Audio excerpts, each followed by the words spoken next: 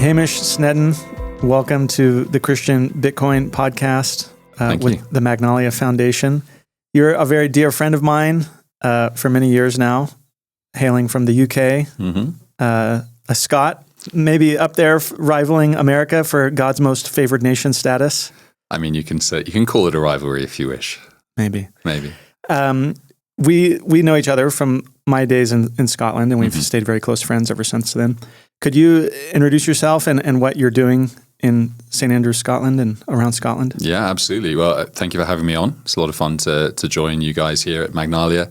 So as you've already said, my name's Hamish Sneddon. I'm an ordained minister in the Free Church of Scotland, which might sound like a kind of independent evangelical thing, but actually is a historic Reformed denomination emerged from the Church of Scotland in 1843 over things that may be interesting as we go, primarily over ultimately whether Jesus was king over the church locally as well as nationally, or whether governments should be allowed to meddle in who got to be ministers or not. That was kind of the background to the disruption. People might want to check that out for themselves.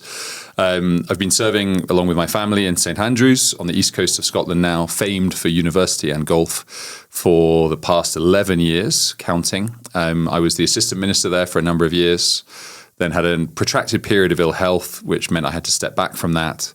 But for the last 6 months, I have been the director of the Bonar Trust, Bonar, which essentially is a charity that exists to see gospel workers raised up, trained, and sent out into every bit of the Scottish harvest field. So it's primarily fundraising, giving grants to men and women who are training, either men for ordained ministry in the long run or women for various roles within the local church as they use the gifts God's given them.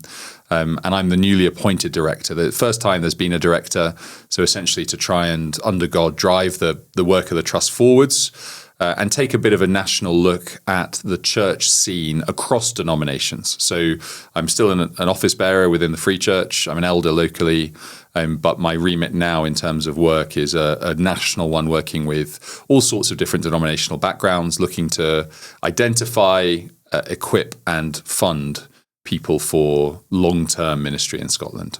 So that gives a little bit of a feel. Obviously, it begs questions that you can nudge me on in terms of what Scotland's like. And, there's a huge need in Scotland for healthy gospel churches. If that is God's plan A for reaching the world and for raising up, discipling his own people, well, our understanding would be you need really healthy gospel leaders. And right now there's a dearth of both of those things in Scotland. Talk to us a little bit about kind of what's going on spiritually in Scotland right now with Christianity. On paper, Scotland is a Christian nation. You and I both subscribe to the Westminster Confession. You subscribe to the original full octane version. Absolutely, full fat. I subscribe to the watered down American version, which kind of walks back a couple of things about the relationship between the magistrate and the church. Did you see actually Kevin DeYoung's just published a long article in Themelios, the Gospel Coalition Journal, just been published. His dissertation, his PhD was on John Witherspoon. And if anyone's interested, actually check out Themelios.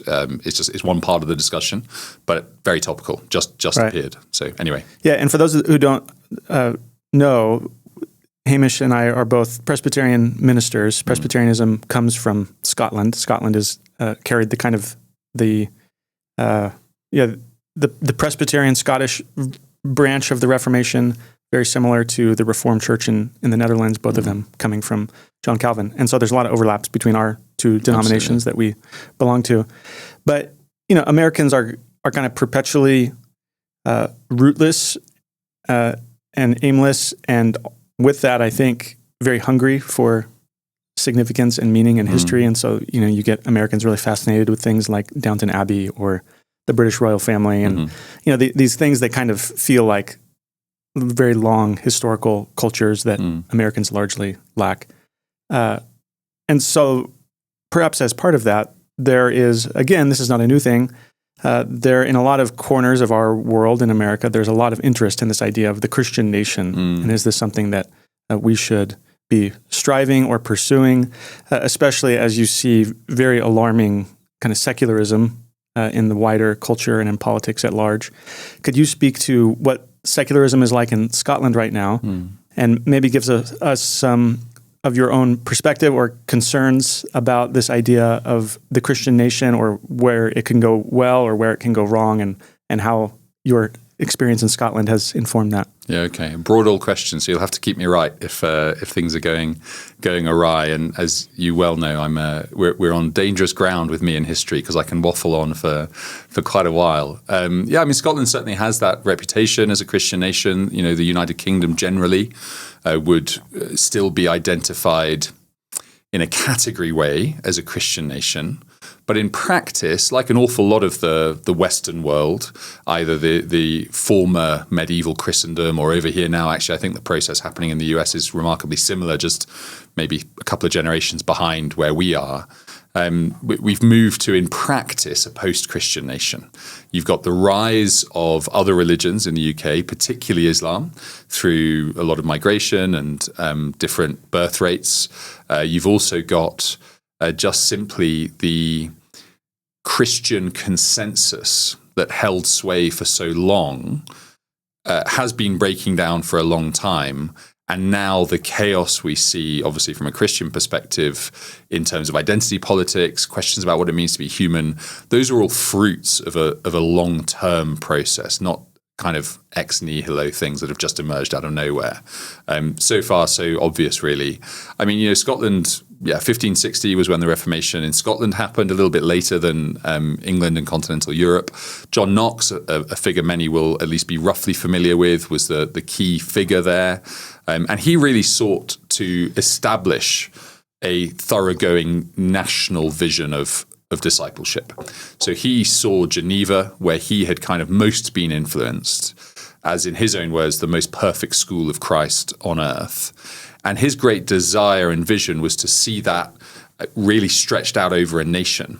And that desire would remain very strong in Scotland all the way through until arguably the mid-18th century, just going through different iterations. You had John Knox, you then had various movements culminating in a group who were called the Covenanters, that emerged from this national oath and covenant that was taken, this vision of Scotland being a nation set apart by and for God. And that led to radical suffering. People weren't willing to submit to a monarch who didn't ratify or sign up to that solemn league and covenant. And so there has been this strong tradition within Scottish, not only piety within the church, but the political life of the nation, that, we are Christian. But then, as so often happens, as time goes on, especially as the Enlightenment kicked in, Edinburgh was very proud of being one of the engines of the Enlightenment. Anyone who's familiar with any of the arguments against miracles, whether they know it or not, are echoing David Hume, who was a philosopher at Edinburgh University. In fact, lived in, ironically, the building that our own denomination's theological seminary now is taking place, even as we speak. And so there was a pressure, like we saw on continental Germany, for example, to accommodate Christian truth to modernistic, very secularized visions of understanding that removed any grounds for the supernatural. And that progressively gutted the mainline denomination, the Church of Scotland. Subsequently, after the Free Church was founded, it started gutting the Free Church as well in the late 19th century. And you end up in a position, as has often been observed, where the gospel, having been believed and preached, then gets assumed, and you adopt it out of cultural capital or mere intellectual assent. But as soon as you assume any truth, one generation stops passing it on clearly to the next, either in the home or in the public square. And from assumption, you get to loss quite quickly. And really that process has run a long way down, maybe to the bottom, in that we're now seeing an uptick again in interest in Christianity. But the Bonar group, big sort of church survey group based here in the US, did a big project called Transforming Scotland a few years ago. Extensive research. If you were to take the most broad definition of an evangelical church, so a church that self-identifies as evangelical, and in the UK, evangelical would not carry any political baggage the way it might here in the US. The most broad definition of evangelical, 2% of the population would sometimes attend an evangelical church. If you then apply a more rigorous definition of evangelical, though still quite broad, working off a guy called David Bebbington, who's a historian at Stirling University, the Bebbington Quadrilateral. You're down to less than 1% of the population would attend an evangelical church. So missiologically, take away the Bible in English and establish Christian denominations, and you're talking about an unreached nation almost. That's the story of decline. In the last 10 to 15 years, though, there have been some real green shoots, seeing people coming to conversion, to faith in Jesus Christ, particularly in the cities, east and south of Scotland, but not absent in the north and the west. And across the denominations, there has been greater desire for partnership, not absolute institutional unity. We have differences that we each respect within our own confessional backgrounds, and those are good things and necessary things until the new creation, when we find out who's right and who's wrong. But there is real partnership. There's church planting happening. There's church revitalizing happening. And there has been a growing movement of people going into ministry, not yet at replacement level for churches that are closing. The Church of Scotland is in a staggering decline numerically, to the point that it is very clearly either revival from the Lord or death, because they have formally crossed the line into theological liberalism. But against that backdrop, mission fields are opening up in Scotland out of necessity, but actually from the perspective of believing in the risen Jesus, we don't despair. That's a great opportunity. All of that will colour, I suppose, anything I might say about Christian nationalism per se as a title. Do you want to push me a bit more specifically on that, or do you want me just to keep rabbiting on? Yeah, I mean, I'd just be interested to hear you speak to, there's many people who long for the good old days of when we had the Christian nation and there was more unity around kind of Christian fundamentals and more outward and obvious influence of Christianity beyond the individual's heart or beyond just a Sunday morning. What would you say is good or biblical about that desire, and where would you offer cautions about a desire to kind of go back to that? It's a really great and challenging question. I think my own perception on especially the current discussion here in the US is that, as with so many things, very quickly the discussion becomes binary, which doesn't really help anyone, because rather than dealing in mutual respectful understanding and engagement, people can retreat into their camps, start slinging mud, quickly move from a reasonable discussion to an ad hominem argument, and it all just gets really messy and unedifying. I mean, that's true of all sorts of discussions in our current climate. It's particularly tragic because this is within the church, and we should be doing these discussions better.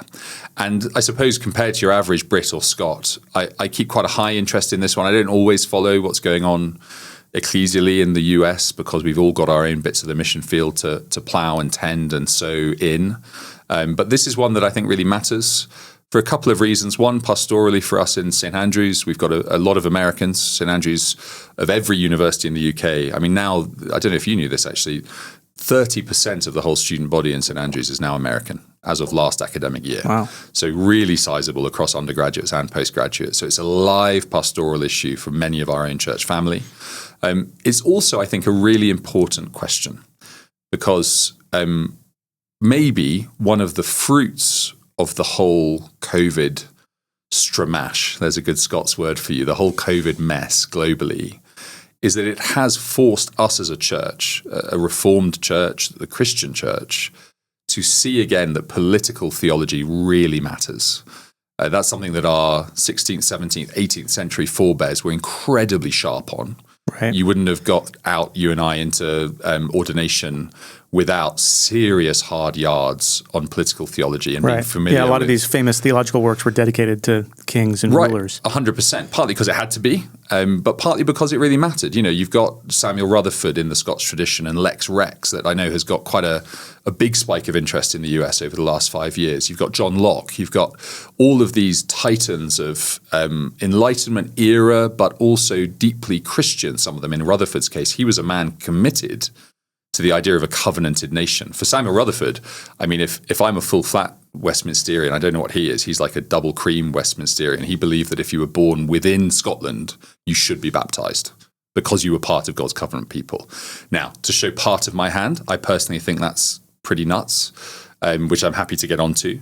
But the reason I'm saying this is because I think actually it really matters. COVID revealed whatever your own local church did, whatever your denomination did, whatever your pastor assented to or didn't assent to, COVID revealed that we have become woefully thin as a constituency on trying to figure out the relationship between the church and the world, between the state and the kingdom of Christ, between those two kingdoms, if you use that language, etc., etc.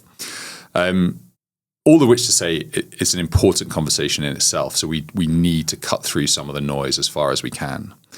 You asked me what I think is positive about it and maybe what my concerns are. I think positively, on one level, to say I'm a Christian nationalist, if we were to take a small c and n, should be reasonably uncontroversial, I think.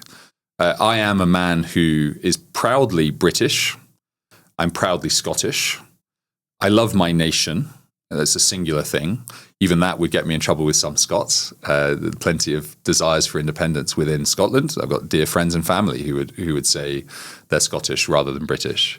But I am a Christian before I'm any of those things. Mm-hmm. So I am a Christian man who is living within the commonwealth of my own nation, wanting to see God's kingdom and righteousness above all in my heart flourish and in the world flourish, but not thinking that that is antithetical to my own country being also a good country. I think I'd far rather talk about a good rather than a great country, not to poke any political wasps, but that should be uncontroversial.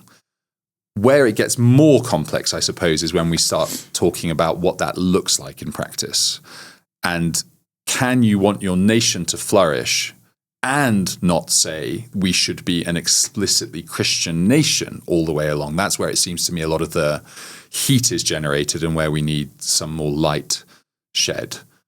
History would suggest that the desire for everyone to know Christ, obviously that's right from Scripture. We know that. We're told that God himself, his desire is that all men should be saved.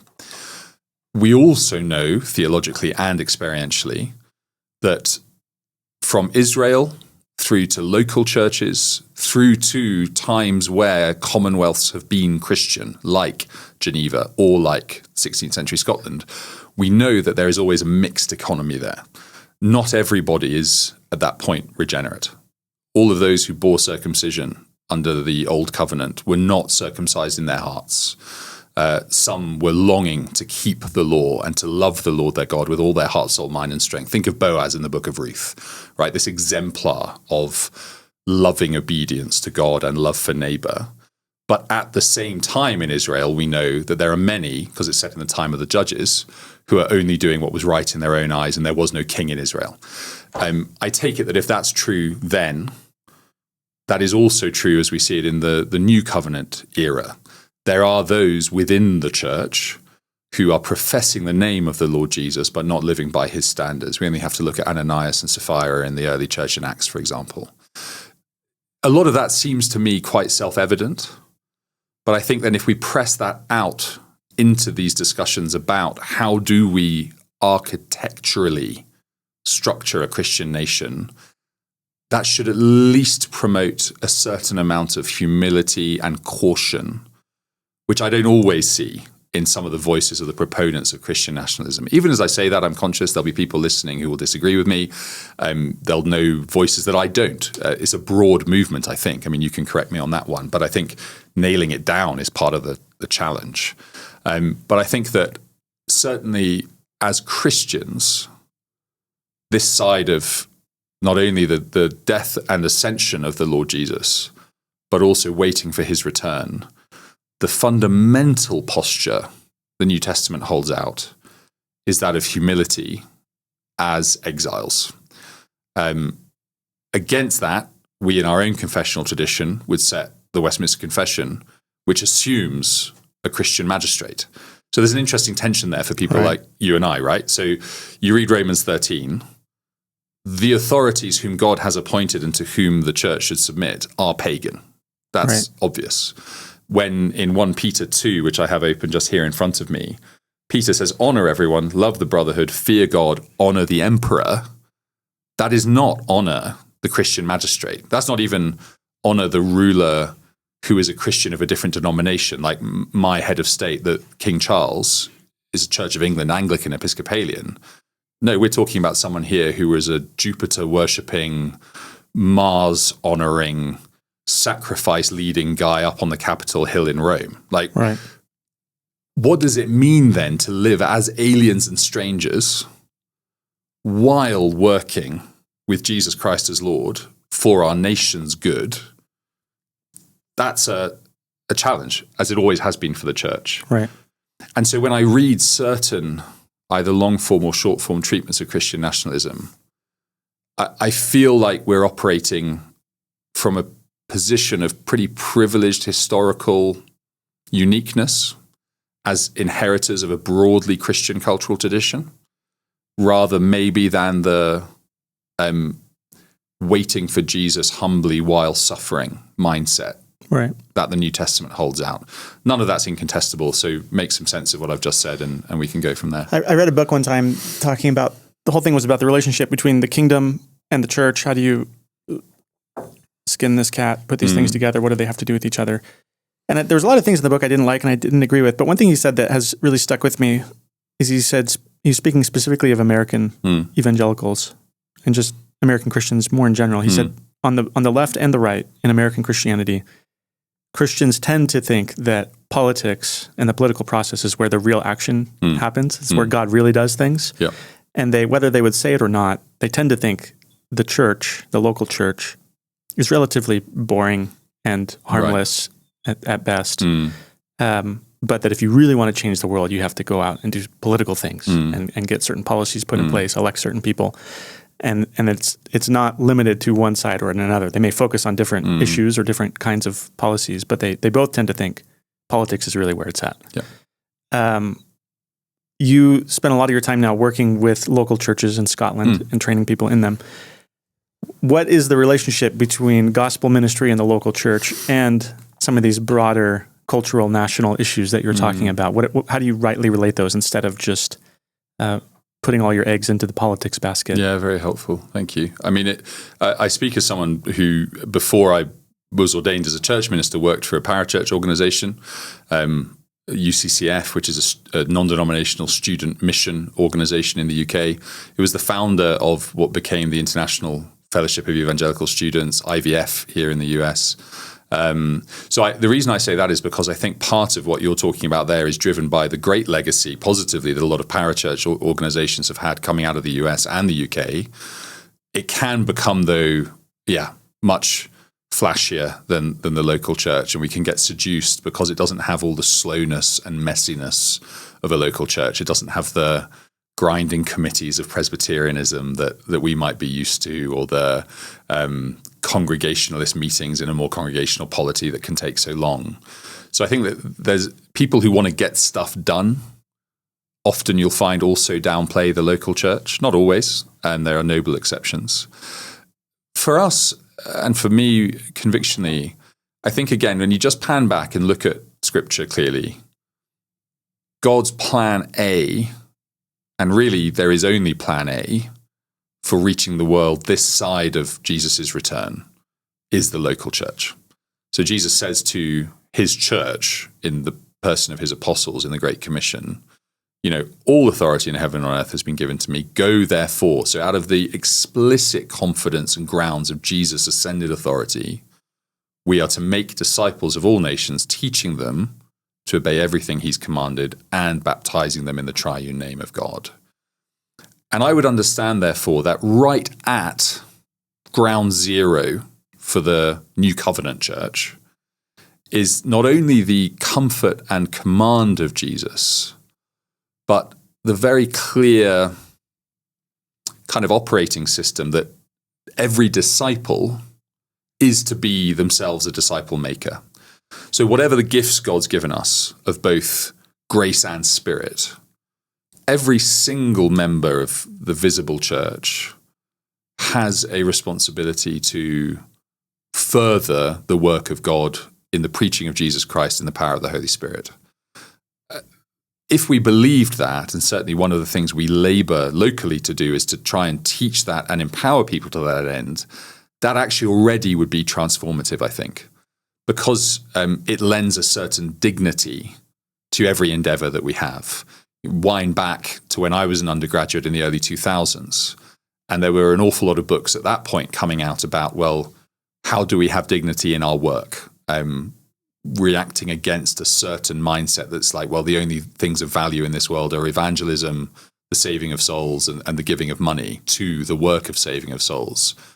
Actually, if we take the authority of Jesus and we take then what the Apostle Paul says in Colossians 3:23, that in everything we do, we're to work heartily as for the Lord and not for men, bearing in mind that Lord in Colossians is the Jesus who is supreme over the living and the dead, the spiritual and the material. This is the Jesus who fills all in all.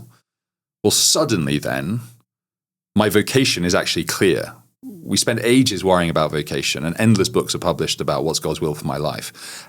On one level, God's will is to use your gifts for his glory and not your own, and get on with the task of making disciples. So the mum who's tearing her hair out at home with small kids, the dad who's worrying about whether he can pay the bills, whatever your vision of a household economy and whatever labor God set to you, actually you can be disciple making.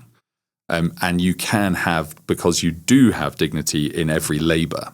The reason I'm stressing all this is because I think we so quickly, not just whether it's politics versus the local church, we ascribe certain categories of value to certain activities, either in God's sight or in the world's sight, as opposed to saying, no, everything I do, I can do for the Lord and not for men.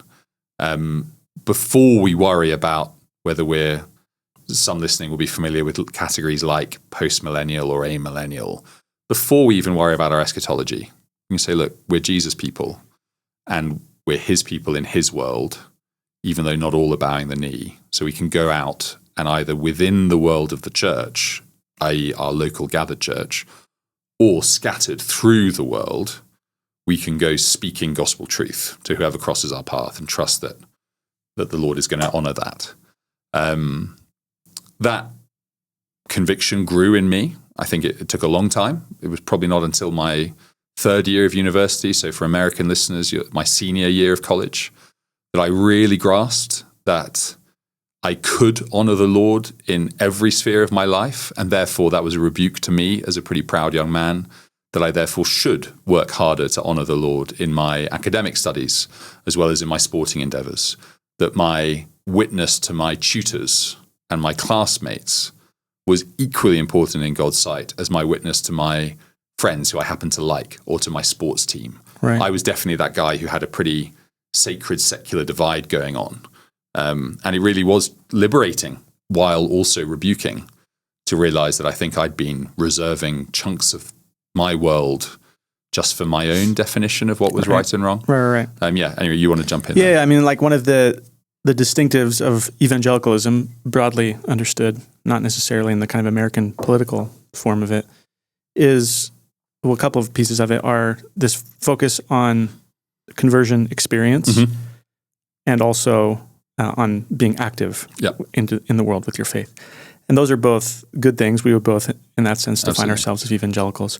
But with that comes sometimes a pathological focus on personal experience and emotion and feeling, and or, I think especially in American culture, a pathological focus on, like you said, getting things done, on being really busy. Yeah, efficacy. Not necessarily so much of an emphasis on loving the Lord your God with your mind, not just your emotions or your feelings or your experiences. Yeah. You have been in ministry for a long time now with university students, first in Durham, now in St. Andrews. Speak to us a little bit about what does it mean to love God with your mind? It's more than just learning rich intellectual truths. Absolutely. What does it mean to love God with your mind? Yeah. It's a challenging question because first off, I think one danger we have is to categorize the mind as merely the kind of cool intellect, the chilly logical part versus the mushy heart. Whereas actually, when you come to a more scriptural definition of these things, the mind and the heart are integrated, the heart being the seat of your being, your personality, your affections, as Jonathan Edwards say, most famously maybe categorized it. The mind then becomes more of a cockpit, not just a processing plant, but the place in which we direct and order our affections, and that the Lord uses to steer us either towards his kingdom values or towards the values of this world. So it's not inconsequential when, in his great application section in the letter to the Romans, Paul, having laid out the gospel need of the world, justification in Jesus, God's sovereignty over salvation with particular reference to his old covenant people, he then says, "Look, therefore I appeal to you, brothers, in view of God's mercies, offer up your whole selves as living sacrifices, be transformed by the renewing of your mind." It is an ongoing call to activity for the Christian believer to subject every thought to Jesus, take captive every thought for Christ. And I take it, therefore, that it will mean different things for different people. Our minds are all structured somewhat differently. But as a minimum, I think worshipping, loving, serving the Lord with our minds is to say that primarily I am Christ's, and to consider ourselves actively, daily, as who we are in Jesus Christ. So in Romans 6, Paul would say, consider yourselves dead to sin and alive to Christ. He appeals to us through our mind such that then our loves are ordered rightly and our lives follow. Maybe it becomes less abstract with kind of reference to my own real life. Say, as you said, I've worked with undergraduates and postgraduates at two of the leading unis, the places where people go who don't get into Oxford or Cambridge in the UK, St Andrews and Durham. A lot of men and women there have arrived being told that they are the cream of the crop intellectually, that if they work hard and they get a certain degree, they'll get a certain type of job. I mean, that consensus is breaking down somewhat. I don't know if that would be exactly true here in the US, but certainly we're seeing a rise in the UK, partly with AI, partly with inflation, partly with a contraction of a graduate labour market. We're seeing people with really good degrees not walking into the cushy graduate scheme jobs, but they've basically been told you're the best. And if you work hard, you'll be the best. It's very easy in that context for someone, therefore, to think, well, I serve God at church, in worship, in encouragement, in practical service. I serve God when I'm talking about Jesus to my mates. I serve God when I'm giving money. But actually, when I'm sitting in the office, when I'm sitting in the library, when I'm working on my paper, when I'm reading a book in my quiet time, say you're a mum who's trying to find that space, or you're a career woman who is working hard, but you're trying to think, well, what connection does 90% of my day have with Jesus? To worship God with your mind is to say, no, my structures of thought, my patterns of cognition, my base level presuppositions and values from which I'm reasoning and making my decisions, those actually belong to Jesus already. And if I'm not actively submitting them to him, I'm incongruous with my Christian identity at that point. Right. So trying to give children and then students and grown adults and retired people that expansive vision, and that's one of the great paradoxes, isn't it? We have this expansive vision of Jesus' lordship, but then we're to particularize that lordship of Jesus in whatever we're doing right now. I love the way, for example, in Philippians, Paul goes from this cosmic vision at chapter 2:11 of the ascended Jesus, given the name above every name, and then he makes it really earthy. You know, work out your own salvation in fear and trembling, like press it out like you work out dough into every corner of your life, often the radically ordinary. How you speak to your kids when you're frustrated, etc., etc. I won't pile up. illustrations. And a lot of that then actually is just teaching that in the power of the Spirit, saying, look, this is who you are, whether you feel that or not. So now get on living that way. So a second thing I'd say as I finish on this one, a huge issue in discipleship, and I'm sure this is true in areas of political debate, like we were talking about with Christian nationalism, be true as you look at your finances, you guys working in the realm of Bitcoin and how do we think rightly about this, is to get really clear on what is objectively, unchangingly true in Jesus and have that set the angles on our own subjective emotional feelings at any given moment. There will often be disjunction, but then asking the Lord and partnering with his Spirit to bring more and more those subjective feelings within the heads-up display of objective reality. That, I think, is a key thing. So I constantly see students who in their second or third years of uni hit the skids because emotionally suddenly suffering enters the game. Right. What do? I don't feel connected to the Lord. Is he good? Does he love me? Is it worth living for him? Well, yes. But how now do I live with this discomfort? That I take it as our normal experience for most listeners as we await Jesus' return. Right. You can tell you're talking to a preacher because I'm waffling. And it's an interesting point about how suffering can show you the limits of the intellect and of rationality. God does want your mind. He wants your intellect, just like he wants every aspect of your being. But if you try to run any one of these things kind of on their own, you eventually crash into some kind of wall somewhere. Yeah, absolutely. I've been thinking recently with a couple of friends about aging and partially with watching parents getting older, but starting to watch people's minds go. And almost they kind of return to childlikeness, kind of going backwards again. There. Yeah. And it's like you can be the brightest university professor in the world, but in the end, death will take everything from you. Yeah. Even if you do happen to be able to die sharp as a tack. Yeah. But for most people, you won't die sharp as a tack. Your mind will start betraying you. Yeah, absolutely. What are some ways that being intelligent or smart or knowing a lot of things, what are some ways that they can actually make it harder for you to know God or to come to know Christ? I think sometimes we assume that this is just unequivocally a good thing. The smarter you are, the higher your IQ, the better. And I'm not sure about that. No.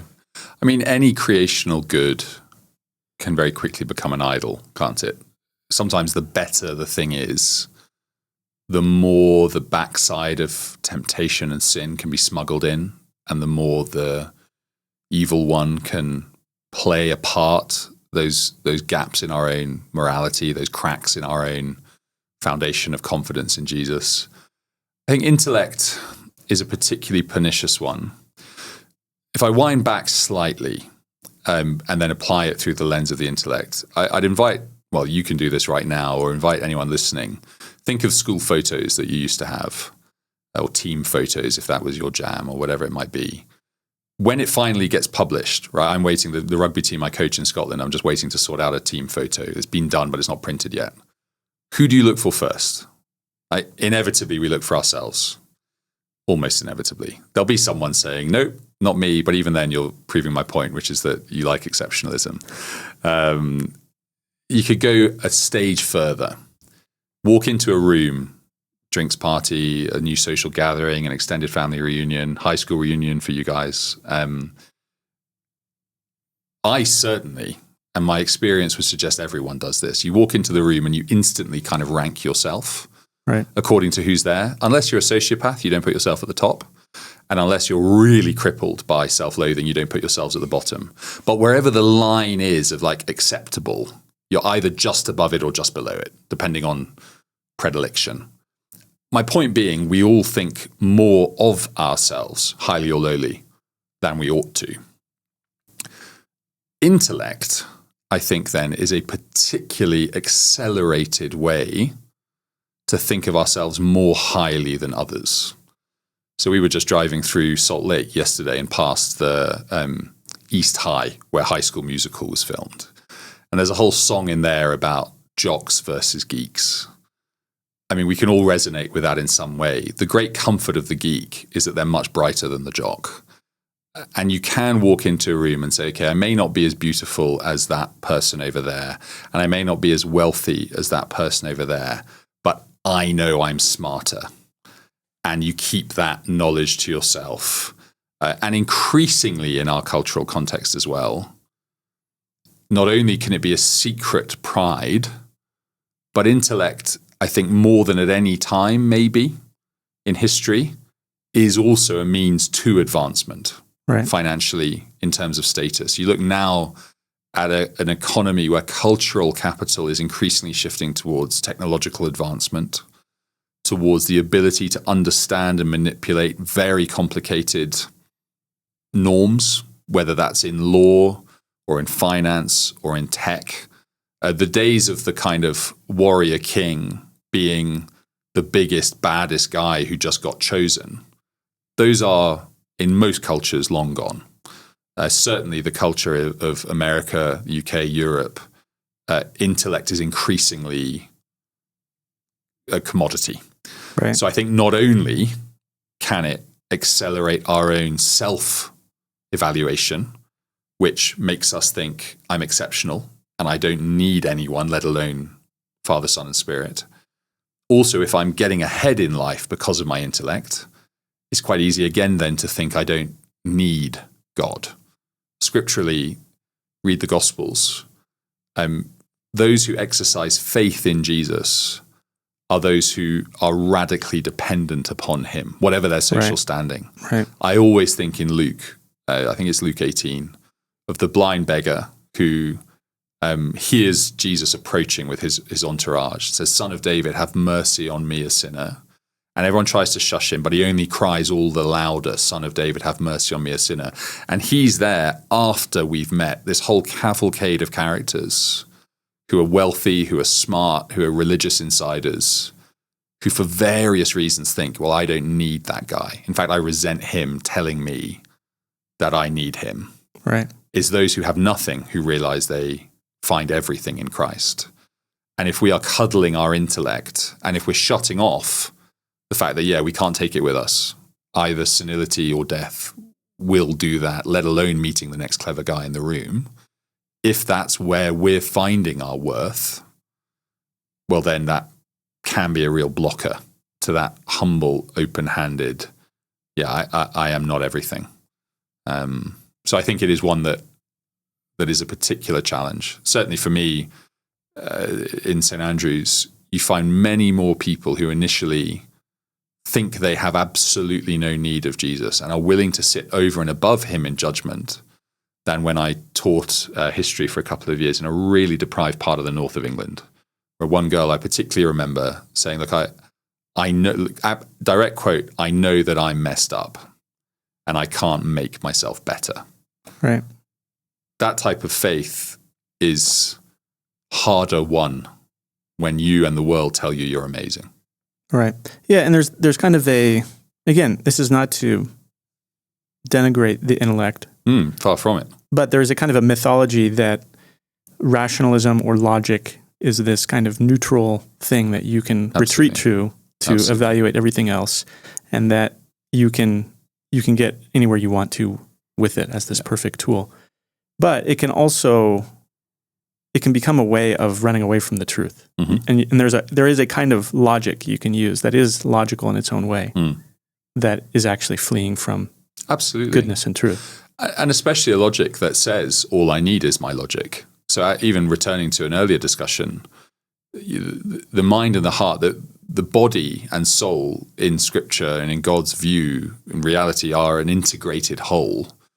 We can, in a highly technologized world, fall prey to thinking that we are simply minds in the cool, calculating, rational aspect. So I've done a bit of reading and thinking about transhumanism, for example. One of the great category errors of our current secular materialist optimism in transcendence. It's an explicitly spiritual yearning in a secular packaging.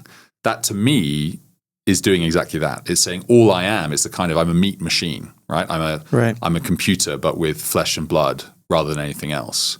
It's like, well, no, actually, we are much more than that. And one of the fascinating things of this cultural moment, I think on both sides of the pond and in continental Europe, is that more and more people who are profoundly disenchanted with the fruits of a worldview that says, just think rightly and everything will follow, are realizing, in the language of Charles Taylor, the Harvard professor, that there is a cross-pressured reality to life, that actually we say all there is this world and this immanent frame, but actually we're buffeted by these desires, these sorrows, these sensations, that we are more than just what we can see and hear and taste and touch.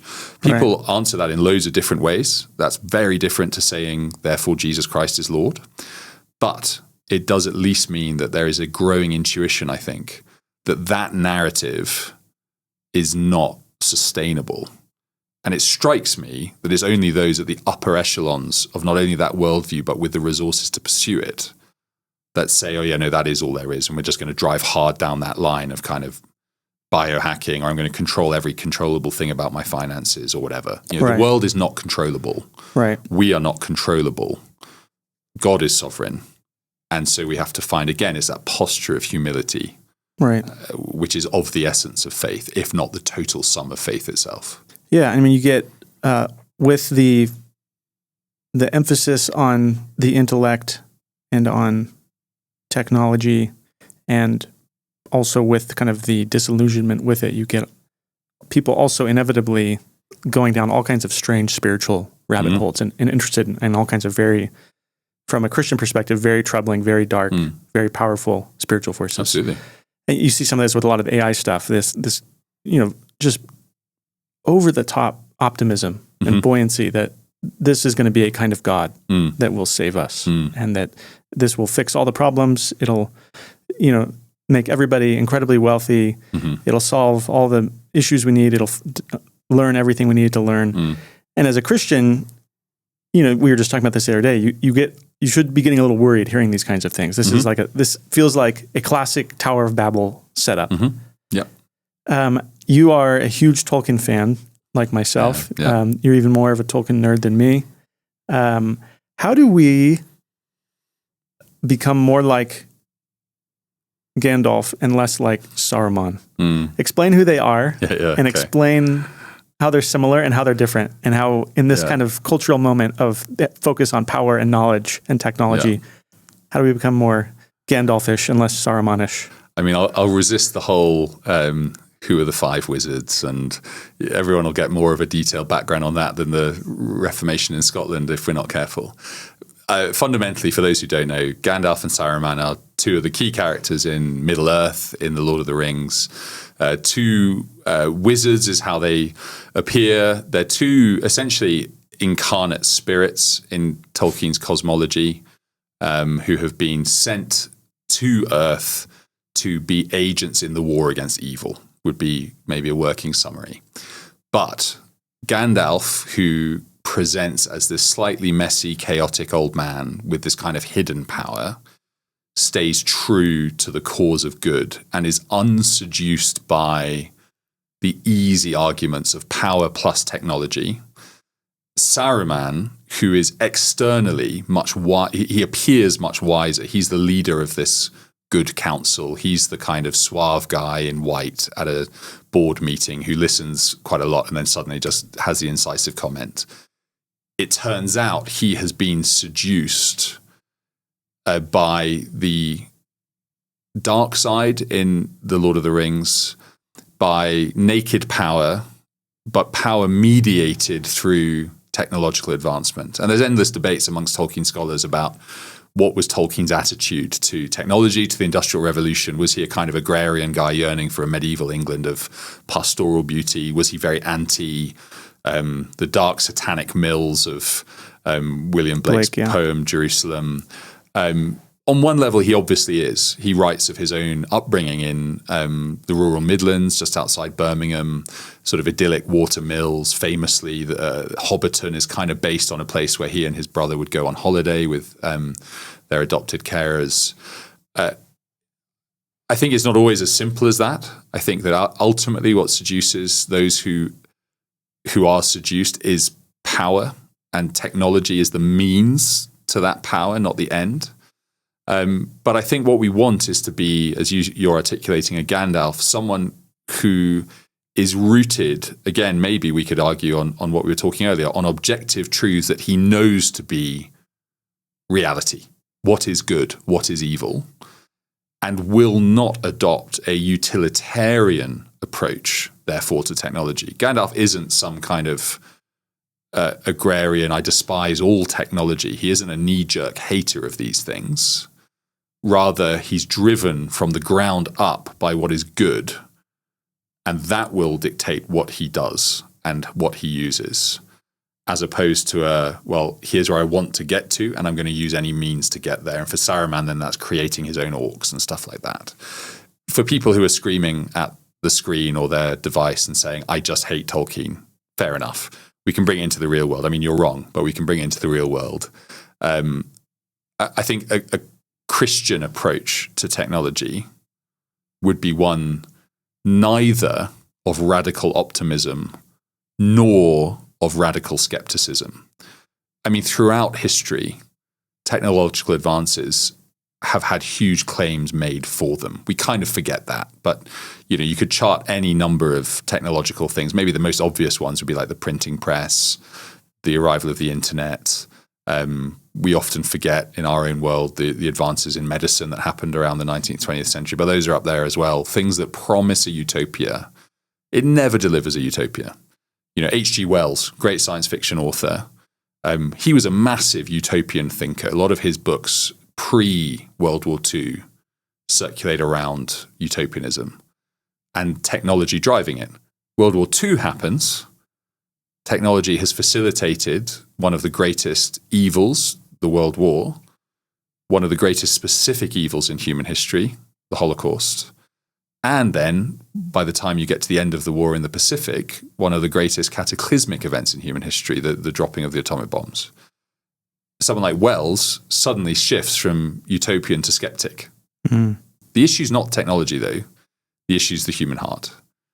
It strikes me that any cultural product of humanity will bear in it the signature of this world, which is both God's signature, we're in his image, and so what we make can tend towards good, but it's also going to be, like you were saying about the intellect, it's not neutral. It is also going to be tainted by the fall. I know you've done some reading and thinking aloud on this podcast about original sin.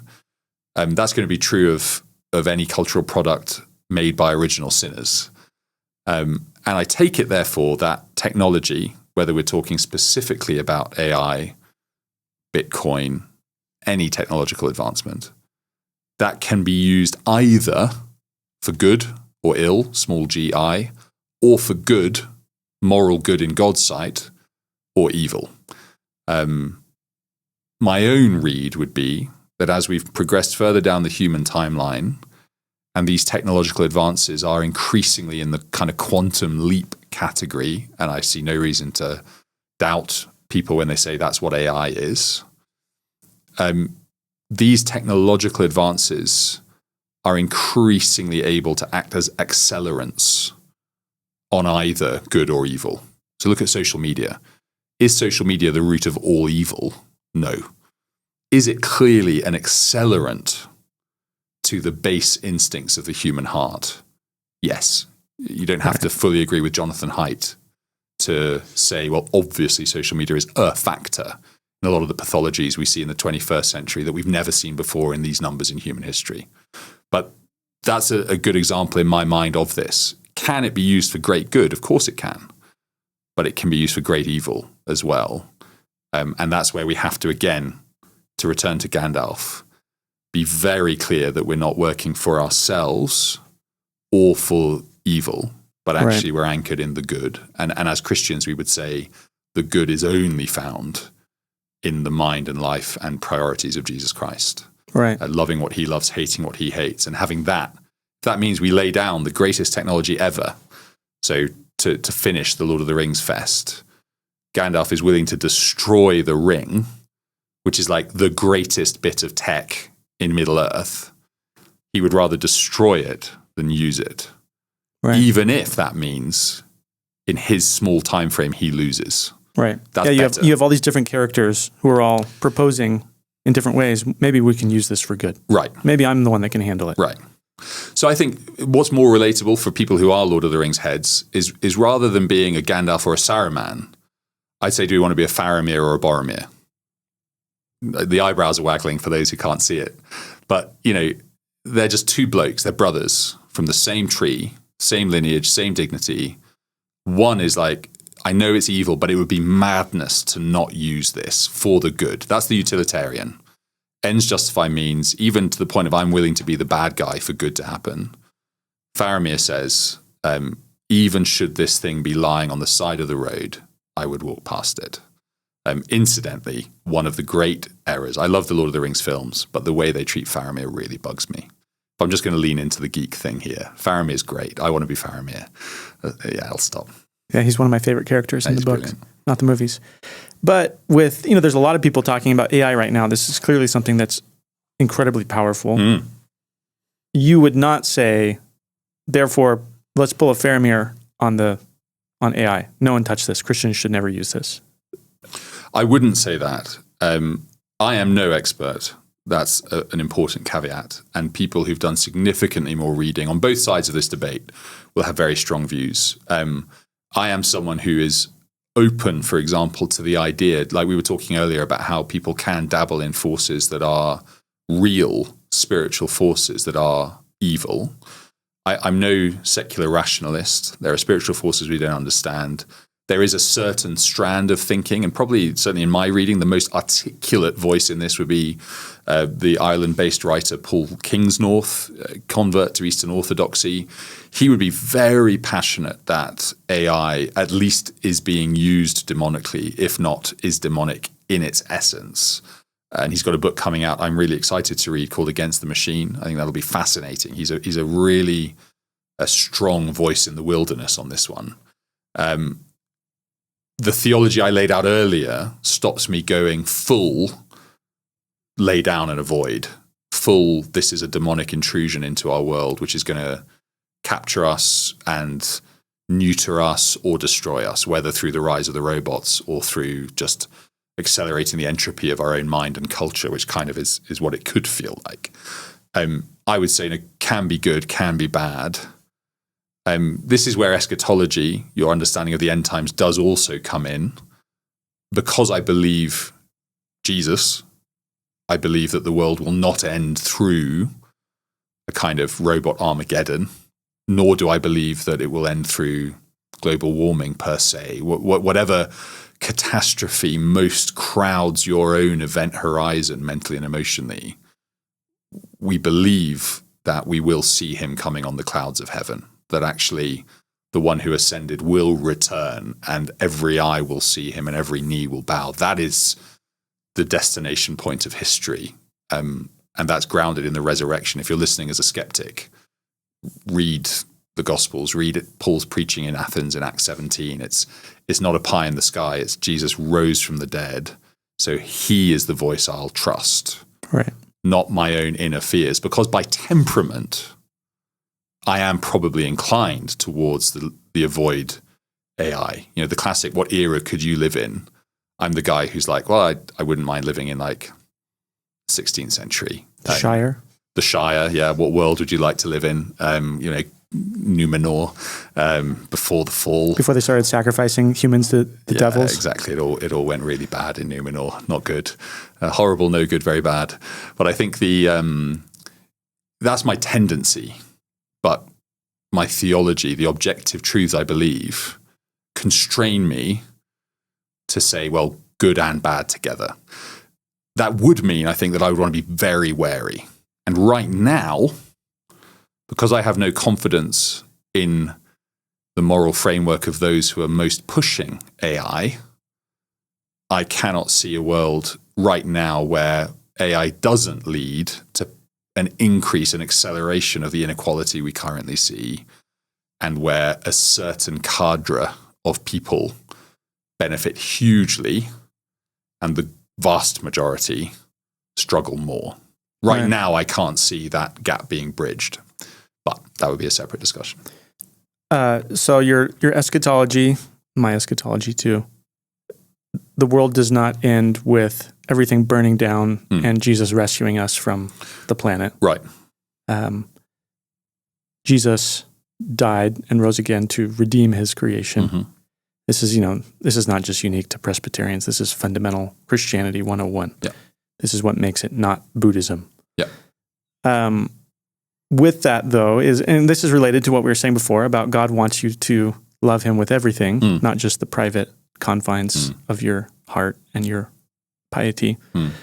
With that is a concern for the world. Yes. And for the things of this world.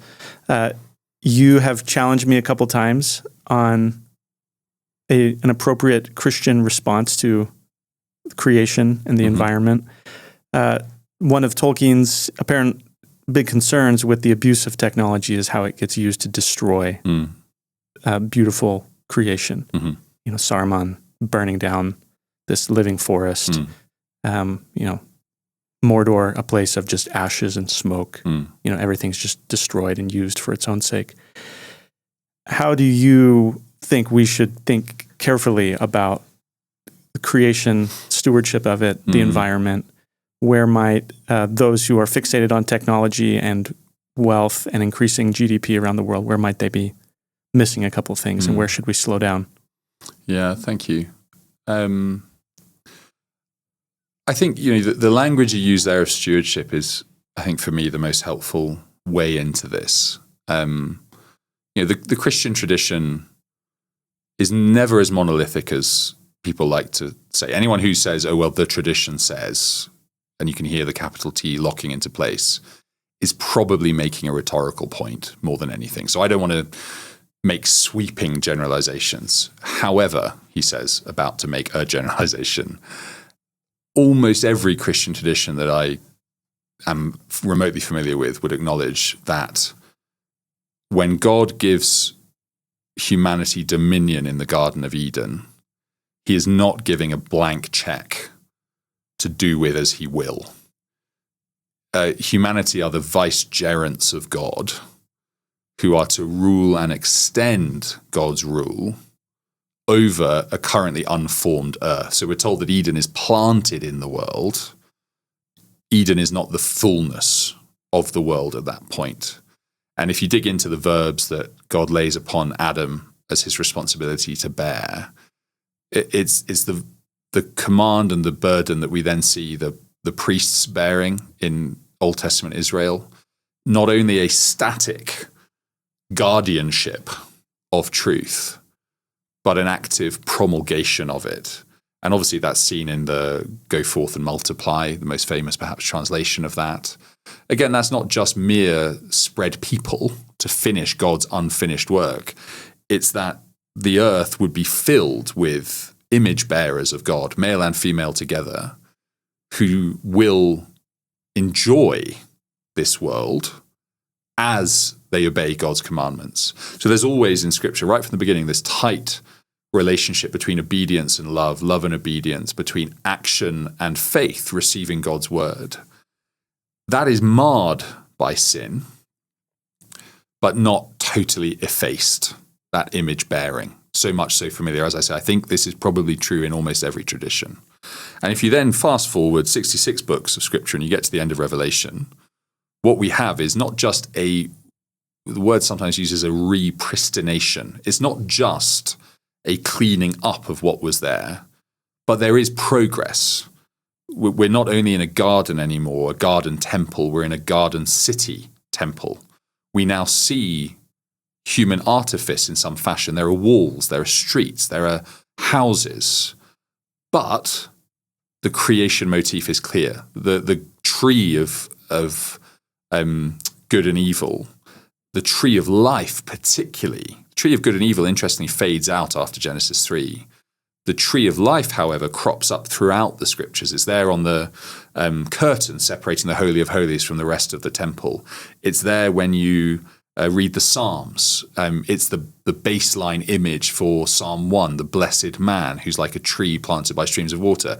It's then there in the vision of a restored temple in Ezekiel at the back end of that book, but it's grown. And then you get to Revelation, and the tree of life is all the way along this river that's flowing from the throne of God and of the Lamb. And the reason I'm saying this is that the imagery of these books, while we must read it literarily, that doesn't mean just because it's a metaphor that it's not real. God is showing us that his perfect new creation, even the language, it's a new creation, is recognizable with this one. There's a continuity between now and then, but all sin is scrubbed away and it's made perfect. Within our own tradition specifically, and anyone listening to this as a Reformed Christian, we see continuity in Scripture more than discontinuity in how God works. And I take it, therefore, that if I, as a believer, have a limited or utilitarian interest in creation alone, well, I am now out of step with God's storyline and the way he wants to work and the way he will work, whether I'm on board or not. And I should, therefore, at least have some concern for the things of this world, not only in thanksgiving and enjoyment, but also in stewardship. So just as I said about, I don't believe the world will end through the robot apocalypse, I don't believe the world will end through global warming. I alone can't stem that tide. And I'm not getting into the questions of the science, to what extent is this exaggerated or not. You know, the climate has changed throughout the history of our planet. I think also you have to be slightly willful to think it's not changing faster now than before. Whatever the mechanism, that's up for discussion. I should do my bit, therefore, to do that, to try and serve this world, not as an end in itself, but because God's told me to. Even Colossians, New Testament scholar Peter O'Brien, who got into some problems with plagiarism, but is a great mind himself and a great linguist, he would read Colossians again. The great song of Christ's supremacy in chapter 1, ending in the reconciliation of humanity. Before we're told Jesus reconciles us to himself, we're told he's reconciling all things to himself. And O'Brien says, if you want a New Testament verse for Christian environmentalism, that's where you go. And I remember when I first read that, I thought, yeah, that's quite persuasive. The Spirit inspired Paul to say all things before he says you, Christians. Right. Looping all the way back to where we were about, say, Western societies. We're just very individualistic. Or we're very humanistic. We think of us before all else. We may be at the top of God's creation tree, and we are. We're made in his image and nothing else is. But that does not mean that we are the main show. Right. God's salvation plan is about his glory before us. We're caught up in that good, but so is the whole of creation. And I think, again, like the intellect, technology cocoons us, right? So in Japan, you've got hikikomori, you've got this particular word for often young men who simply live in their room and they order all their food and their life is mediated by technology. That's not how we've been made to be. That's extreme, and I don't want to do a reductio ad absurdam. But technology can thicken the silos around us from our fellow man, but from our fellow creatures. Right. That's an impoverished way of living. And I don't think it's a Christ-honoring way of living. Right. Yeah. One of the most powerful pieces of C.S. Lewis's Great Divorce, this book about hell and heaven. One of the most powerful images, I think, in that book is in hell. People are constantly moving away from each other, just endlessly isolating themselves from each other. And they're always angry at each other and divided and sneering at each other. Yeah, and just his ultimate vision is they just become this endless grumble. That's what humanity gets reduced to. And there's an element of truth to that, I think. Right. It's striking to me, and it's something I've wrestled with before. Why is it so often in literature that it's often those who are either Roman Catholic or Roman Catholic leaning who have a better vision of this than Protestants? Not exclusively, but you could make a much longer list of Roman Catholic poets, artists, authors who have this expansive view of creation as something not divine in itself. It's not pantheism or panentheism, but almost the language sometimes gets used as sacramental, that this is something that the Lord has given us. We haven't even talked about Psalm 19 and the heavens declare the glory of God. That's more than a mere transferal of information. There is something in our world which genuinely communicates the inner nature of God, not just that he's there, but what he's like. Right. A great child of the American church, Jonathan Edwards, he would go on these... Arguably the British church at that point. Arguably the British church, yeah. We could get into Declaration of Independence and everything if we wanted to have some fun.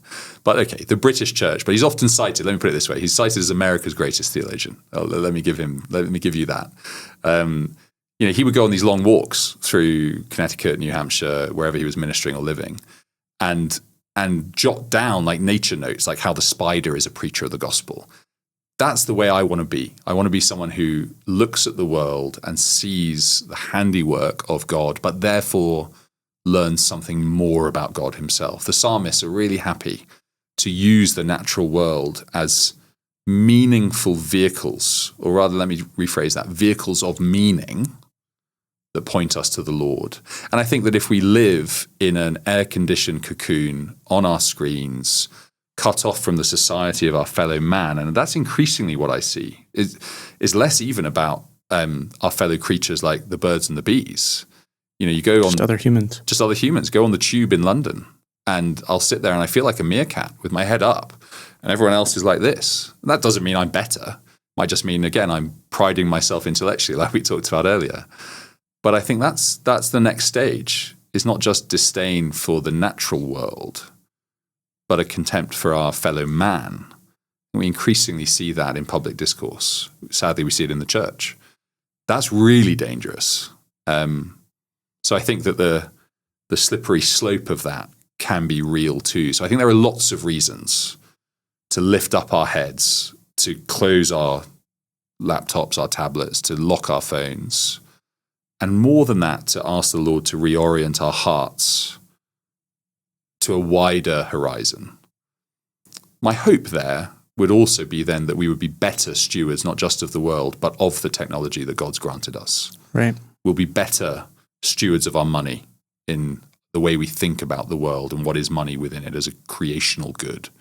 We'll be better stewards of technological advances like AI, because we will know that they are not the be-all to end-all. That won't be a utopia, reference previous discussions, but I think it's a healthier balance probably. Right. Well, I think that's a good place to finish. Thanks for joining today, Hamish. A lot of fun. Thank you for having me. Anywhere people should look for you online, or the Bonar Trust if they want to hear more about what you're doing in Scotland? Yeah, thank you. I'm definitely not one of those guests who has my own podcast or anything like that. I would love people You're too busy just enjoying the created world. Enjoying the created world, kicking back and, stroking a bird. Throwing a ball for your dogs. Throwing a ball for the dogs, yeah, exactly. I think I would love it if people were willing to check out bonartrust.org, which is just our website, and would let you see a little bit of what we're doing in Scotland, tell you about what's going on, ways people can partner with us there. Feel free to drop me a line on my email address that's on that website. And if you wanted a feel for just what's going on very locally for us, look at St Andrew's Free Church there in the east coast of Scotland. And if anyone's listening who's a golfer and is coming across to St Andrew's, just hit me up and I'd love to show you around and bore you about church history and or Tolkien. Great. Thanks, Hamish, for joining us. Thanks for having me.